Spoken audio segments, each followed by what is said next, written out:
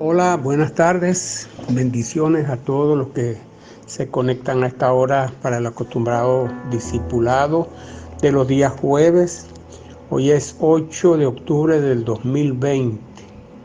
Y bueno, vamos a comenzar una nueva unidad. Vamos a comenzar la unidad número 8, Jesús y las emociones. Vamos a estar considerando el día de hoy la mente de nuestro Señor Jesucristo y la naturaleza humana de nuestro Señor Jesús. Día número 1, que es la identificación de Jesús con la naturaleza humana. El día número 2, las emociones negativas de Jesús.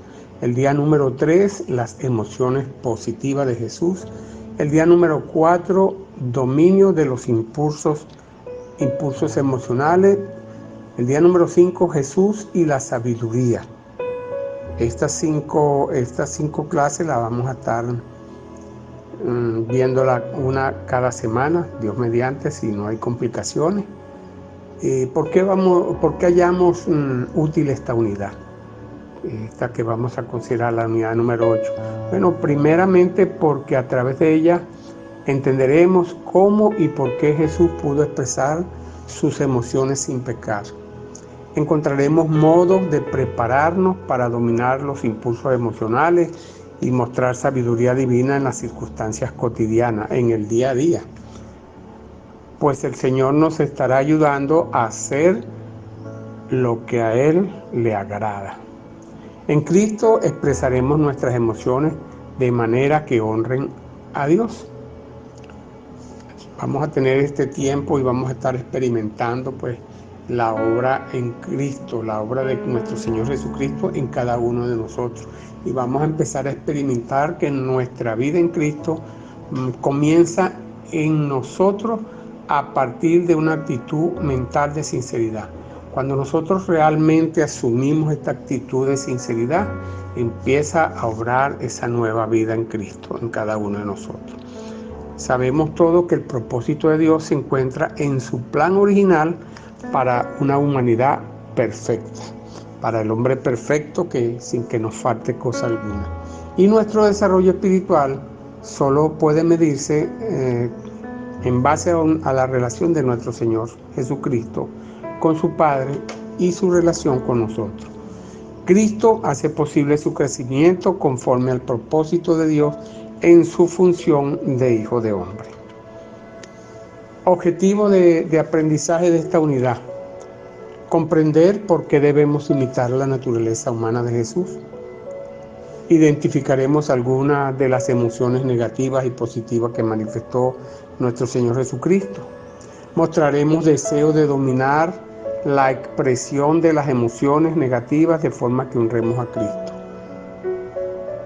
Nos daremos cuenta de una manera en que puede pasar por alto la mente de Cristo en cuanto a la experiencia del gozo. Comprenderemos razones por las que pueda revelar la mente de Cristo al mostrar compasión. Aprenderemos a dominar los impulsos emocionales con la sabiduría divina y nuestra voluntad. Comprenderemos la importancia de la sabiduría bíblica para la vida recta. Mostraremos una renovada dedicación a ser un fiel estudiante de la palabra de Dios. ¿Qué haremos para iniciar una expresión piadosa de las emociones? Primero estudiaremos la manera como Jesús manifestó tanto las emociones negativas como las positivas. Segundo, buscaremos la ayuda de Dios para cultivar la sabiduría divina para una vida recta. Tercero, reflexionaremos sobre nuestras listas de la esclavitud a la libertad para ver aspectos en lo que Dios sigue obrando para liberarnos de ella. Y por último, repasaremos las ayudas permanentes sobre las virtudes semejantes a las de Cristo y sobre las bienaventuranzas con el propósito de permitir que Dios nos siga moldeándonos para formarnos a la imagen de su Hijo Jesucristo. Recordemos que eso ya se lo he enviado con anterioridad, esas páginas y esa información. El versículo para memorizar está en Juan 1:14. Y aquel Verbo fue hecho carne y habitó entre nosotros, y vimos su gloria, gloria como del unigénito del Padre, lleno de gracia y de verdad.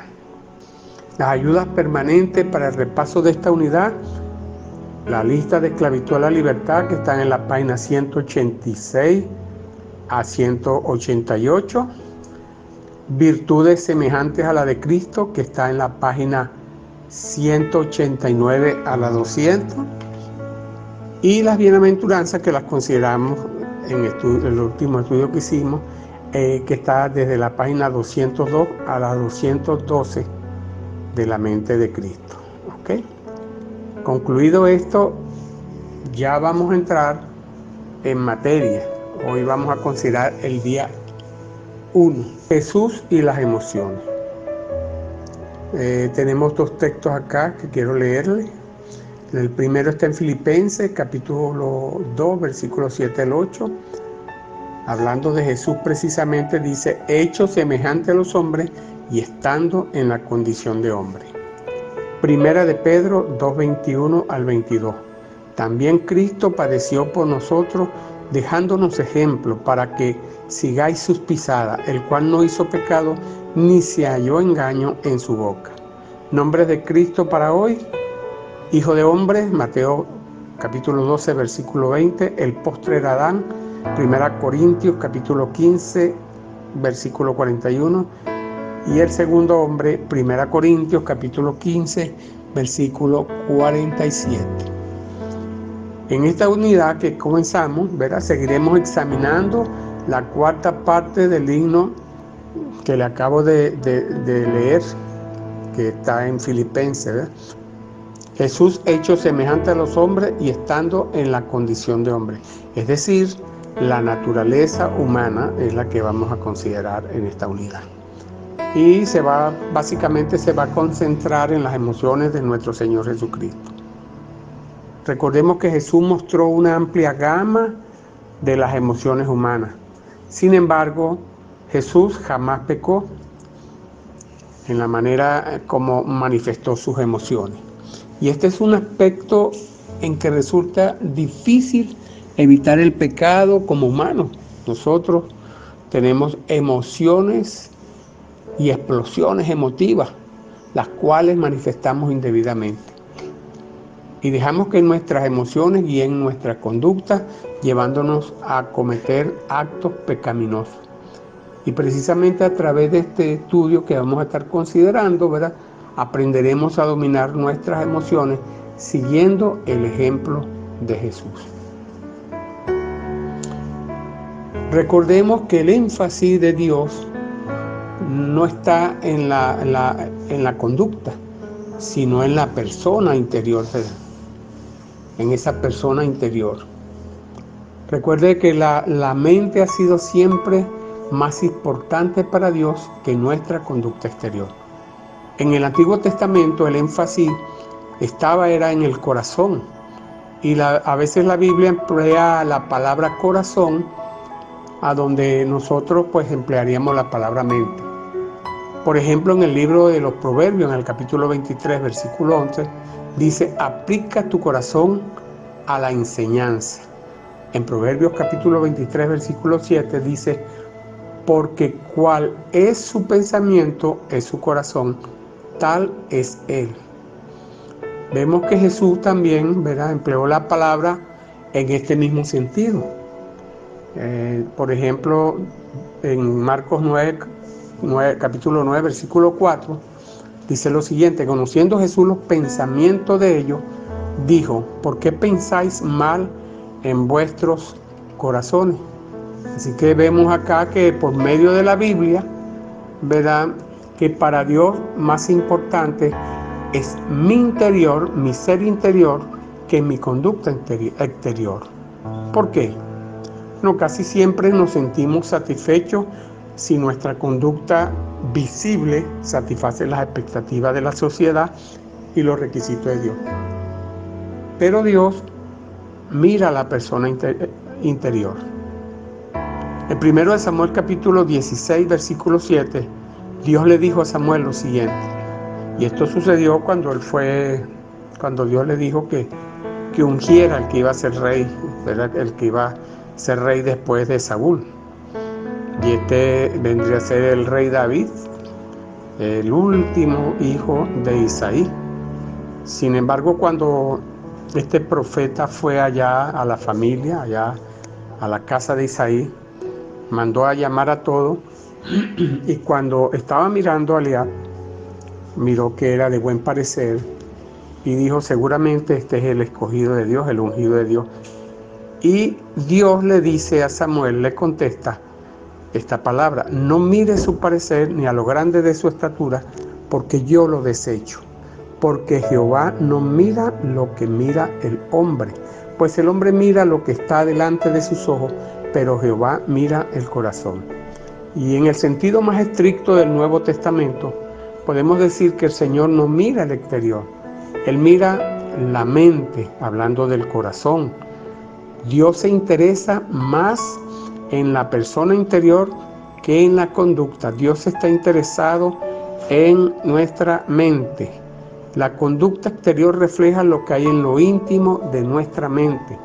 Tal vez no cometamos el acto manifiesto del adulterio, pero Jesús dice que cualquiera que mira a una mujer para codiciarla, ya adulteró con ella en su corazón.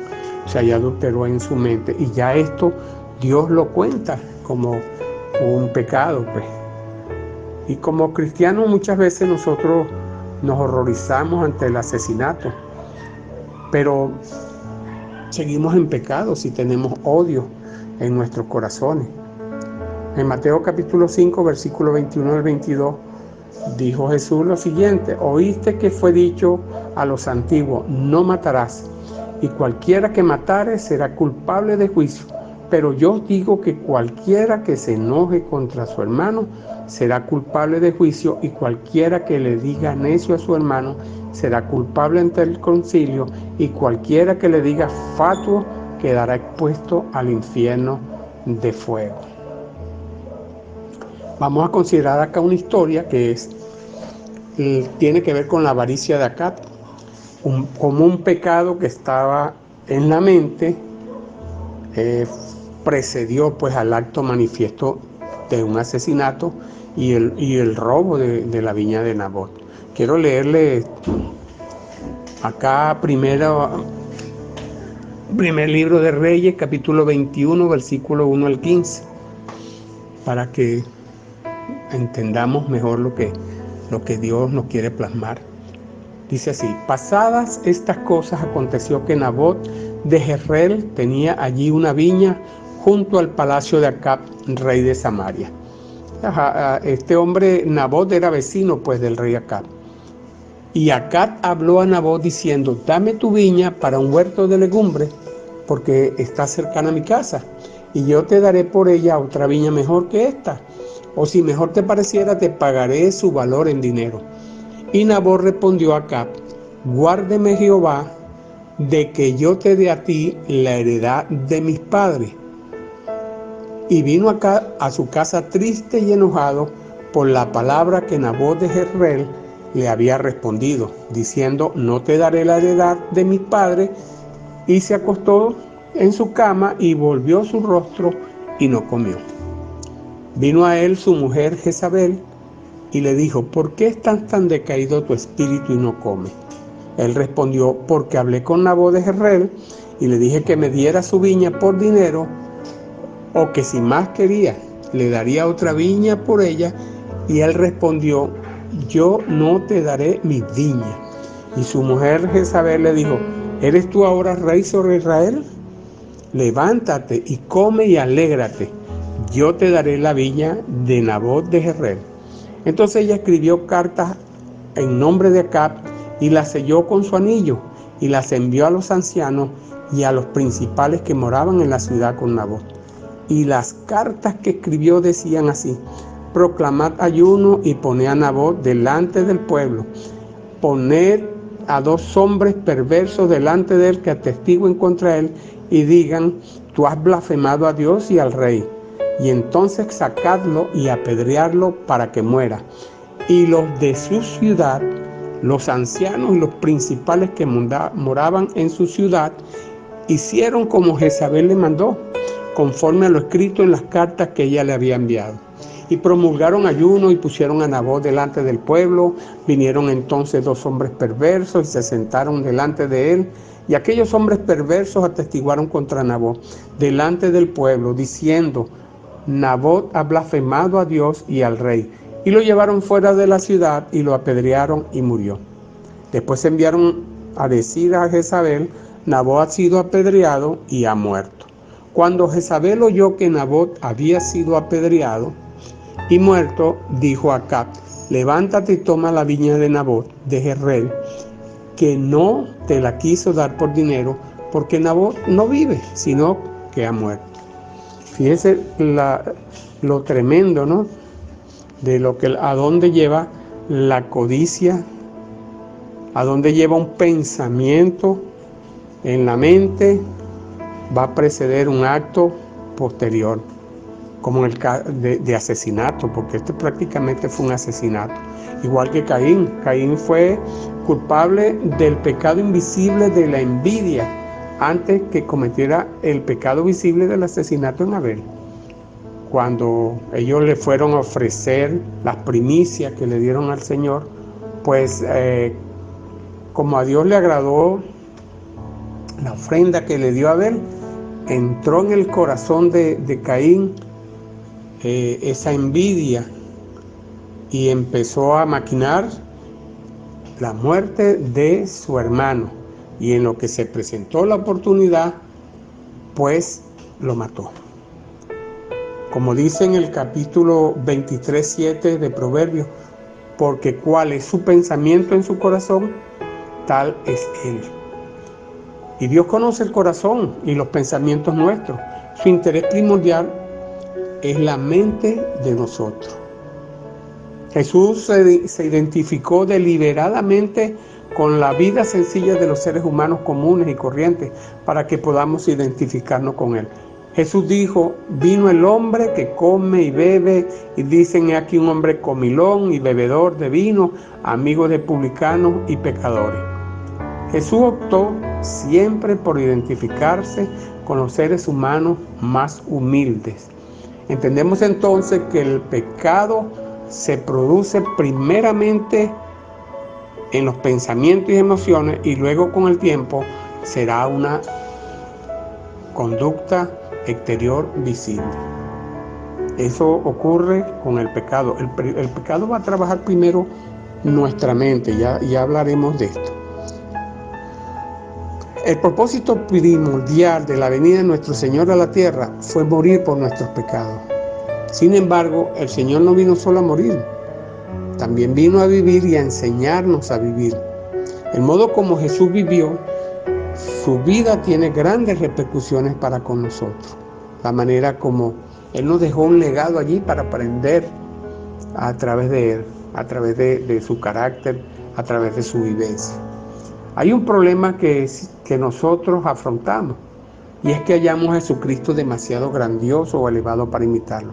Sin embargo, Jesús se esmeró especialmente por identificarse con las personas más humildes e insignificantes, a fin de invitarnos a identificarnos con Él. En Mateo capítulo 3, versículo 11, Juan el Bautista se expresó de Jesús de la siguiente manera: yo a la verdad os bautizo en agua para arrepentimiento, pero el que viene tras mí, cuyo calzado yo no soy digno de llevar, es más poderoso que yo. Él os bautizará en Espíritu Santo y fuego. Juan el Bautista estaba reconociendo que Jesús era mayor que él. Sin embargo, la firme identificación que tuvo Jesús con su pueblo, ¿verdad? Y a fin de hacerla más firme todavía, Jesús se sometió al bautismo. Sí, a un bautismo que por lo regular era para los pecadores. Sin duda aquí Jesús estaba poniéndose en la corriente del género humano. Satisfizo a la objeción de Juan, porque cuando Juan lo ve, le dice: no, mi Señor, yo necesito ser bautizado por ti y tú vienes a mí. Pero Jesús respondió: deja ahora, porque así conviene que cumplamos toda justicia. Mateo 3, 14 al 15. Así que Jesús hizo lo conducente para afirmar este pensamiento, para afirmar esto. Jesús no se estaba bautizando por su pecado, sino para identificarse con los pecadores. En su vida inmaculada, Jesús reveló la naturaleza perfecta del género humano, como Él nos creó. Un Dios perfecto se hizo hombre perfecto por amor a nosotros. Podemos y debemos ser como Él. Así que, ¿por qué debemos desear ser como Cristo en su naturaleza humana? Bueno, porque en Cristo están condensados todos los atributos para ser ese hombre perfecto para Dios sin que nos falte cosa alguna. Y poder vencer el pecado en nuestras vidas. Es tremendo cómo el Señor se humilló, ¿verdad?, para hacernos entender que Él está interesado en cada uno de nosotros. Pero qué tremendo también lo peligroso que juegan las emociones en nuestras vidas, lo peligroso que juega la mente en nuestras vidas. Y el Señor está más interesado en nuestras mentes, está más interesado en cambiar nuestro corazón. Cuando habla de cambiar nuestro corazón, cuando Él quiere habitar y dice quiero habitar en tu corazón, lo que nos está diciendo es yo quiero habitar en vuestras mentes, yo quiero estar allí en lo que piensan, en lo que tú vas a pensar, que cada pensamiento esté rendido a los pies de Cristo. Y es interesante esto a medida que uno va estudiando todas estas cosas. Antes uno hablaba y se hablaba del corazón, pero cuando hablamos del corazón y entendemos que es la mente, entonces cuando uno dice no, que Dios habita en el corazón, uno se imagina que está en nuestro corazón, pero es lo que realmente quiere habitar en nuestra mente, que tengamos presente a nuestro Señor Jesucristo en nuestra mente, porque Él va a ser la protección para evitar que las emociones nos jueguen malas pasadas. Por eso allá el Señor en los evangelios decía, aprended de mí que soy manso y humilde de corazón. Siempre el Señor estaba en su relación con el Padre, siempre dependía de su relación con el Padre. Y bueno, Él nunca pecó, nunca tuvo emociones que deshonrar a Dios. Y por eso es que Dios, nuestro Padre y nuestro Señor Jesucristo, están interesados en habitar en nuestro corazón, que es nuestra mente. Ahí vemos cómo lo que pensamos, eso sale a la palestra. Nosotros, lo que está en nuestro corazón, inconscientemente lo vamos a manifestar en nuestra conducta exterior. Pero Dios está interesado es precisamente no en la conducta exterior, no en los síntomas. Dios está interesado precisamente es en el origen de la enfermedad. Él murió para perdón de pecado, para erradicar el pecado que hay en nosotros, para erradicar todo eso que nos afea e impide que entremos al reino de los cielos. Entonces Él decide habitar justamente en nuestros corazones.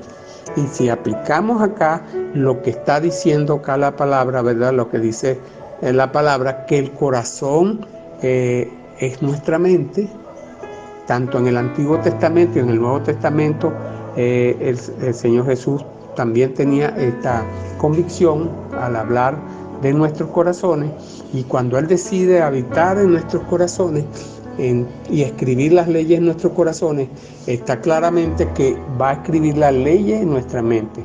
Así que un corazón o una mente rendida a Dios, siempre antes de tomar cualquier decisión, va a poner por delante los preceptos, los mandamientos, el mandato de Dios para con cada uno de nosotros. Y eso va a ser una protección tremenda. El conocer a Dios, el conocer la mente de Cristo, ciertamente nos va a llevar a caminar en profundidades y a entender realmente lo que Dios quiere. Cuando nosotros decimos muchas veces alegremente, no, porque Dios habita en mi corazón, no es lo mismo que yo diga, no, porque Dios controla mi mente. Y no estamos hablando de que la manipula, sino que Él está allí como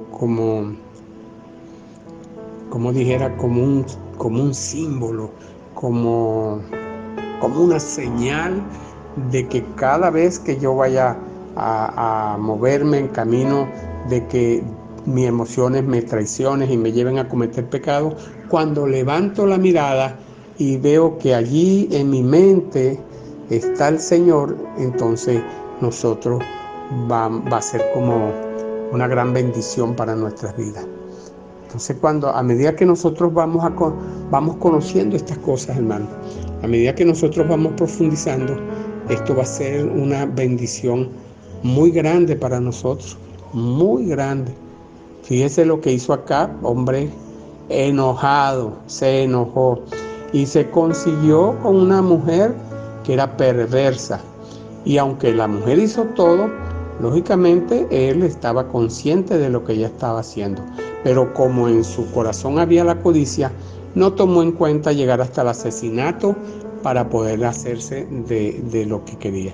Y a veces nosotros, lamentablemente, como seres humanos, hacemos cosas parecidas. Entonces, ¿qué está en nuestro corazón? Cuando Dios nos dice que qué hay en nuestro corazón, como le dijo ahí a Caín, ¿qué es lo que hay en ti, por ejemplo? ¿Qué es lo que había allí? Había una gran envidia que lo llevó a asesinar a su hermano. Y Dios pues está, a través de este estudio, dando a entender que tenemos que cuidar nuestra mente, porque lo que nosotros pensamos, somos lo que somos. Lo que hacemos es un reflejo de lo que realmente somos. Cómo nos conducimos es un reflejo de lo que realmente somos. Y Dios quiere habitar en nuestra mente para que nosotros hagamos la voluntad del Padre que está en los cielos. Le dejo esta reflexión para que estemos considerando pues cuán importante es que entreguemos nuestro corazón al Señor, que nuestra mente esté regida por los preceptos, las enseñanzas del Señor, los principios del Señor, y para que nos guarde. Un corazón alejado de Dios, una mente alejada de los preceptos de Dios, se va a ver en muchos problemas. Y Dios quiere que seamos victoriosos, porque Dios quiere tener ese hombre perfecto creado según Dios, que ante toda circunstancia podamos dar razón fundada de nuestra fe y confiar en la provisión de su Espíritu Santo. Ahí les dejo todo esta para reflexionar. Que Dios me los bendiga y me los guarde. Un abrazo, que tengan buenas tardes. Un saludo de mi esposa, la pastora Rosana. Hasta luego, hasta una nueva entrega.